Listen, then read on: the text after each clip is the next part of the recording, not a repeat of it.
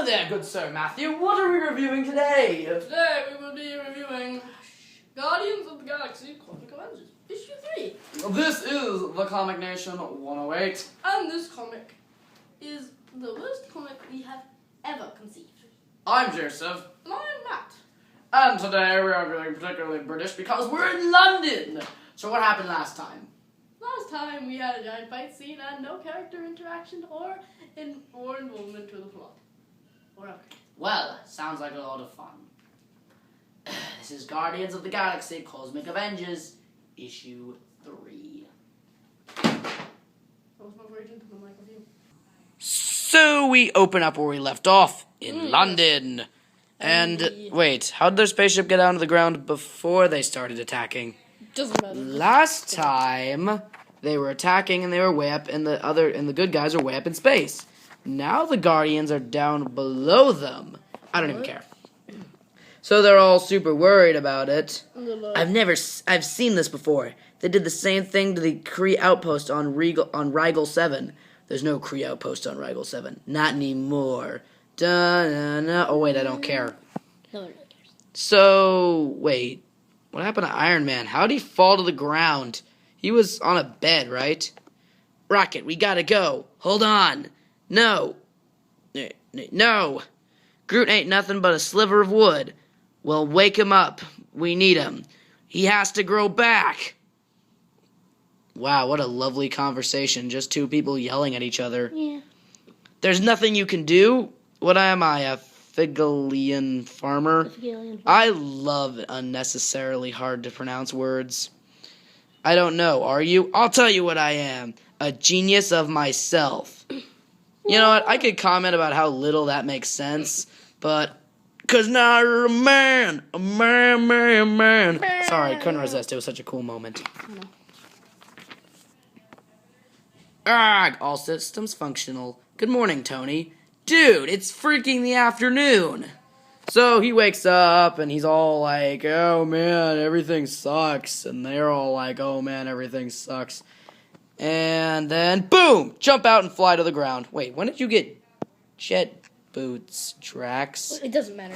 Just and, yeah, I don't care. So then, meanwhile, in the negative zone 6 weeks ago, skewed timescales. So Jason decided to assemble a court, including the Supreme Intelligence, Gladiator, Young Annihilus, again, redundant name, Queen of the Brood, Freya, okay, yeah. And Yaigar. This is a very cool lineup, I'll admit, but the problem is most of these characters will have nothing to do with the plot. The only character that matters is Jason, but everyone hates Jason. Even the characters within the story hate Jason. Of course. So, let's just hear Jason's ingenious plan. It is very good after all that we have been through to see you here.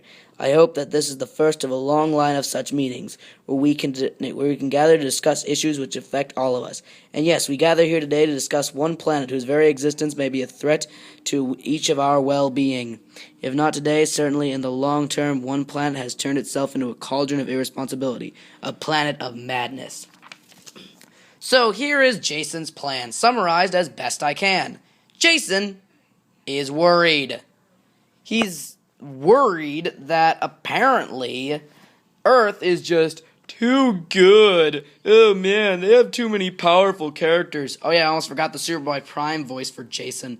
Even the Supreme Intelligence it makes reference to, I have had numerous encounters with Earthlings from all walks of life, King Jason, and I think that you are overstating their abilities and importance. Hey, Supreme Intelligence, you should be a comic book reviewer. Well, you are the Kree Supreme Intelligence, and I do humble myself before your superior intellect. I beg to differ, and here's why. Dude, this guy makes you look like a freaking 3-year-old. Oh, wait, you are a freaking 3-year-old. Not really a 3-year-old. Do you know that a watcher, a being whose sole purpose is to witness the most shocking, horrifying moments in the galaxy, has visited the planet Earth more times than any other planet in the galaxy? What does that have to do with anything? Do you know that the planet eater Galactus has repeatedly been rebuffed by Earthlings? Numerous times. Earthlings! Yeah, thanks for the redundancy there. The only recorded incident of this ever taking place in our entire galaxy. What about the Skrull? In Ultimate Alliance, the Skrull took down Galactus. The cosmic force known as the Phoenix, the force that has devastated and destroyed countless planets in our and other solar systems, but it comes to Earth and ceases to exist. Again, that is not new. Yeah, the Phoenix is incredibly powerful, but it's because it went to the body of Jean Grey, who then dispelled it and destroyed it. I mean, yeah, you do have a right to be worried about Jean Grey, but that's one person. Yes, our intelligence believes that as well. If the Earth is so powerful, maybe Thanos has the right idea. Maybe it does need to be dominated by a superior race now. Straddled into submission, now. Thanks, Gladiator, for reviewing the comic for me and pointing out stupidity. Oh yeah, by the way, the pirate Thanos has attempted on occasion to take the Earth for himself, but he believes that it is a centerpiece, a crossroads of power for the entire galaxy. What? Did you say the pirate Thanos? Yeah, Thanos is a pirate, yeah, but if he was he's like the cosmic ultra Blackbeard of pirates. He's not really a pirate, he's a tyrant. Yeah. Idiot. I really hate you, Jason. Also, let's just count down the stupidity of all these things. Galactus. Do you know who took down Galactus? Ghost Rider. Now, yes, he's been taken down by other people as well, but the most prominent are people like gods and demons. No normal earthlings. And what does the Watcher have to do with... And why does the fact that the Watcher's been to Earth more than any other planet have to do with anything? And Thanos is not a pirate.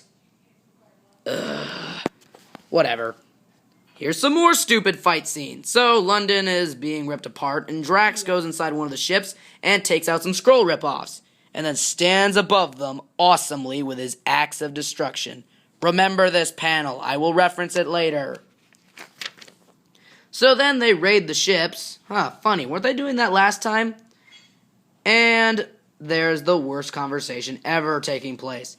Hey, Stark, are there any London-based superhero initiatives? Any British X-Men? There is Captain Britain. Is he any good? Not really.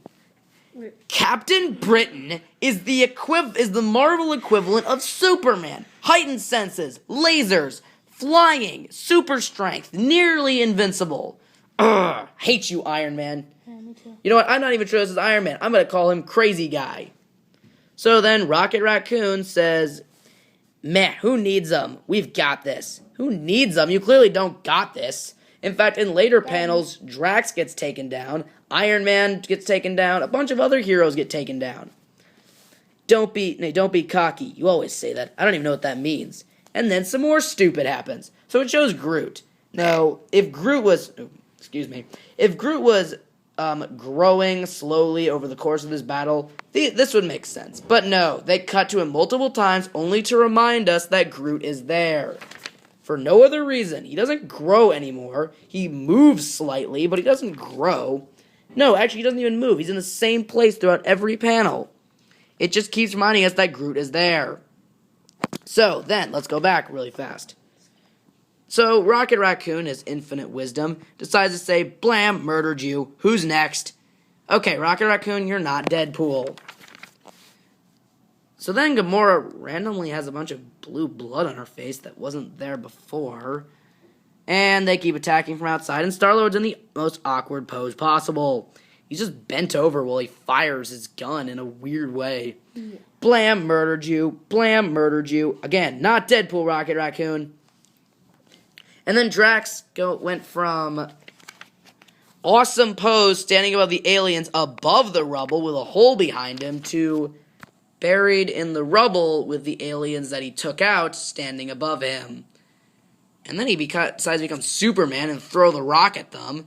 And then he gets shot from aliens that can't have possibly got behind him because there's a giant hole. You know what? Screw it. And then he freaks out and decides, and hopefully doesn't I am a man punch to these Skrull ripoffs. So Rocket keeps raiding the base and gets to the Badoon, who say they would rather die, so he keeps blam murdering them to death. And they just keep taking it. No one shows any signs of resistance, they just take it. Until he blows up the ship with Drax still on it for some reason. And then they don't even give him enough time to escape. So then Gamora comes to save Drax in a couple panels that took that should have taken way longer than 6 seconds. And then Iron Man became the Flash for a second and ran super fast at them, even though he was all the way over here and they were all the way over there, and he would have to fly into the ship unless he just flew into the explosion, which should have damaged pieces on his armor.